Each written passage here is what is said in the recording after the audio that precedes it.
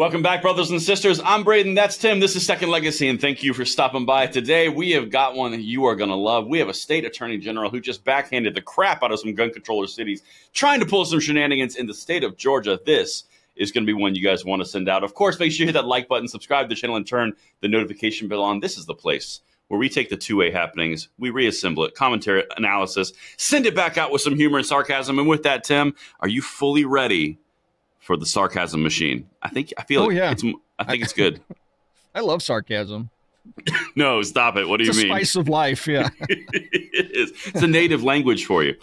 Yeah. Well, I'm going to bring you in on a story here, Tim, for this segment. This is something that we actually didn't cover. All right. So this is something that Katie over at Stone Second Sense, one of our partner channels, covered this that happened in Georgia a couple months ago. But there's been an update. So let me show you the clip that she covered, and then I'm going to show you the newest update on this. So with that said, Doctor, can you play number 1 for us? Get a drink, grab a seat, and please help me make sense of this. We know that too many opportunities happen where people are shot, particularly young people, because of guns that they were able to get their hands on because of someone's carelessness. The carelessness he's referring to is you being a victim of theft. Listen up. Johnson says that starts with your car. That means making sure your gun is secured in a glove compartment, console, locked trunk, or area behind the last upright seat of a car when leaving it unoccupied. If found guilty, you could face a $1,000 fine and maximum of 30 days in jail. No, you heard that right. They're not focusing on the criminal breaking into your property and stealing your other property. No. They're blaming you. Johnson says its purpose is to see less guns stolen from cars being used in crimes. Our numbers go down dramatically. We have less guns on the street. And I'm sure none of those guns are being stolen out of cars in front of gun-free zones, but, that's an issue for a different day. I love her approach to these things. I know, it's awesome. But, yeah, Tim, did you know that in Savannah, Georgia, it was the mayor's idea and the board of Savannah to say that you were going to be fined $1,000 and then put it in jail for a minimum or a maximum of 30 days if you didn't store a gun in a certain area because someone steals it? Yeah, let me translate that. We're going to charge you for being a victim of theft, being a victim of crime, because you had the audacity to leave your firearm in your car, which in many states is considered an extension of your home. That's like saying, well, I left a gun at home. Somebody smashed a window, got in, rummaged through my house, and got my handgun out of my nightstand. Well, now you're a criminal. Yep. You're a criminal because a criminal criminalized you. Exactly. And if you hadn't been such a criminal gun storer, the other criminal couldn't have criminalized you and then went out and criminalized more with the criminal stolen property. Exactly. Wow. Actually, I think the bill's name should be criminal gun storer. Yeah, no, exactly. You nailed that. But it makes so much sense though, Tim, because the victims of the guns that were stolen from cars that were broken into, now they have to pay $1,000 on top of fixing their car because a criminal broke into it. The state or the city gets the money. That's good. And then you never know. The people who improperly were gun storers in their car are now going to be in jail for 30 days. This is fantastic. This is so awesome.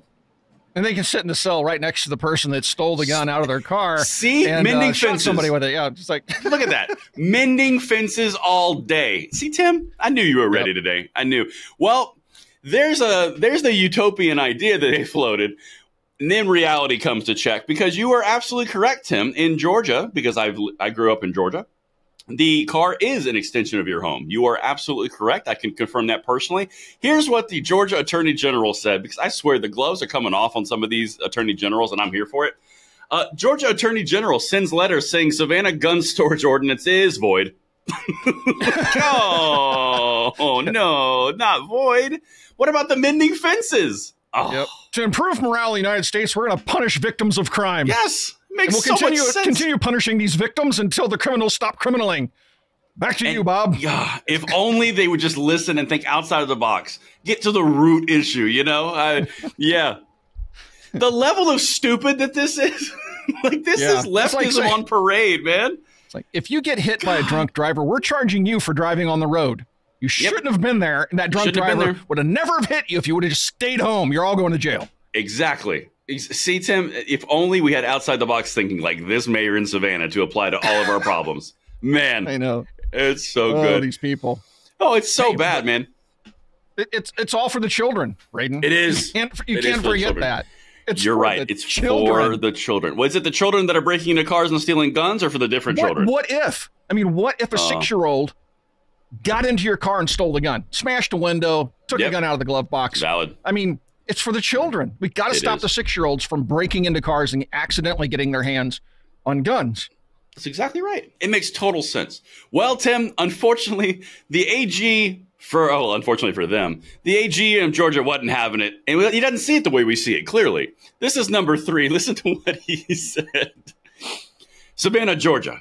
A letter has been sent by Georgia attorneys general to Savannah city officials saying their new gun storage ordinance is void and it directly conflicts with Georgia law. The ordinance, which was approved by the city council and signed by Mayor Johnson, so they actually implemented this, states that it is illegal for gun owners to have an unsecured firearm in their car. The signing of the ordinance put the place $1,000 fine and 30 days in jail, like I mentioned.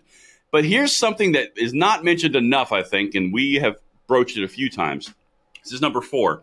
In the letter, Attorney General Chris Carr points to a Georgia law that says no county or municipal corporation shall regulate in any manner the possession, ownership, transport, or carrying of firearms or other weapons. That sound familiar? You know what that is? It's called a supremacy clause. Preemption laws. Yeah. Yep. So that's in a lot of states. That means is, the state has supremacy. So local municipalities can't pass laws that are more restrictive than the state law because the state trumps all.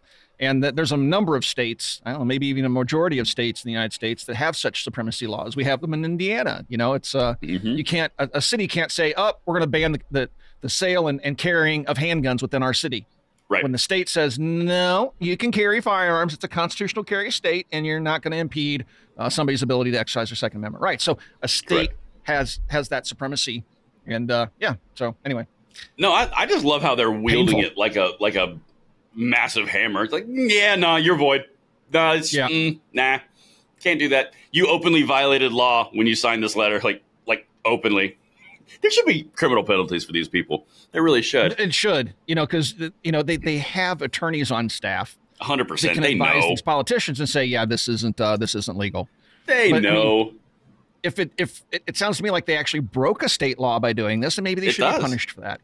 Well, maybe they're hoping on that whole little game the leftist gun controllers play where no one actually gets charged with it. So therefore, it's not going to get struck down. You know, that whole game where they made the law, but they never enforced the laws. So it's like we got the credit for actually passing the law, but we can't enforce it because it'd be unconstitutional and that would be injury. You know, that little game that seems so popular right now with the lefties. Well, it seems like the state's had enough of that. Like the state smacked it. And here's the best thing that he did in this whole letter. Listen to this inferred outcome. Carr ended the letter by saying, quote, "We have not undertaken an analysis of the potential consequences of adoption and enforcement of ordinance that are void. However, at minimum, it appears the city should note the potential civil liability." Hey guys, sue them now. It sounds like the state may even jump in on that game if they actually try to enforce this law. The state may actually sue them along with the victims of the. Yeah, dude, I tell you, these gun grabbers are trying everything. They're desperate, and this is a perfect example of their desperation. Right? Mm-hmm. They know that they're not going to get anywhere legislatively. They know they're not getting anywhere in the courts. They're not getting anywhere with any of their initiatives, and try as they might. And so they think, well, you know what? We'll just do this. And it seems to be a tactic of the left and politicians in general. Right now, it seems to be mostly centered on the left. They're outright defying court orders. They're outright defying laws. They're outright defying everything. And then they just want to push it. So if you get a court case that says you can't do that anymore, like, give money to pay off student loans type of thing. And a little weird. Court. There's a little court. Who did that? Oh, yeah, the Supreme Court. And said you can't do that, but then the president goes ahead and does it anyway. So it seems to be something along the lines of this needs a new tactic with the left, right? We're just going to ignore do it anyway. Rulings, we're just going to do it anyway. What are you going to do, right? Now we've actually talked about that before. It's not like the Supreme Court has an enforcement arm that they'll go out there and say, "Hey, no, Joe, you can't do that, you demented old goon. Stop it."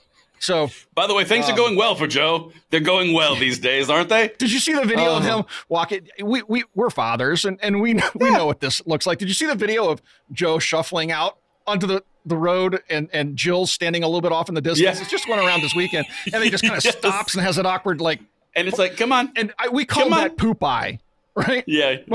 When my kids would do that, they're just walking and they get beet red and they're like, they're pooping. Joe was pooping. Anyway.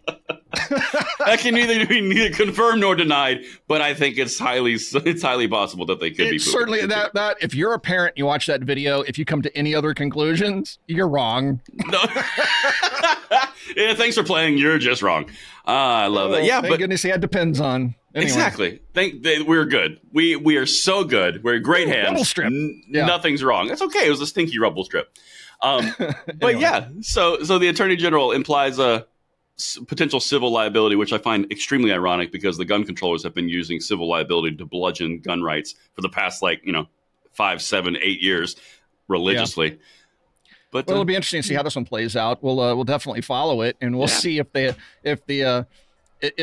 continue to push this issue with the state, and if the state does something more. It'll be an interesting story. It's kind of like how we followed along with all that stuff going on in New Mexico there for a while, because there's a lot of back and forth there as well. So I'm sure this is going to be comedic gold, depending on how this plays out. And if things change, more developments occur, we will bring them to you. Thank you for watching Second Legacy, and we'll talk to you guys soon.